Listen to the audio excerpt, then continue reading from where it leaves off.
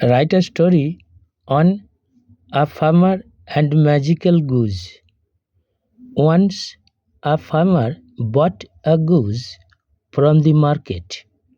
It laid a golden egg every day. The farmer and his wife became glad. They guessed that the stomach of the goose was full of golden eggs. They thought that if they cut the goose, they would get all the golden eggs at a time and become rich by selling them in the market. So the farmer took a dagger and cut the goose's stomach. But alas, there was no egg found in the stomach of the goose. The goose died instantly. The farmer became very sorrowful as he lost the goose forever. Moral: greed brings ruin.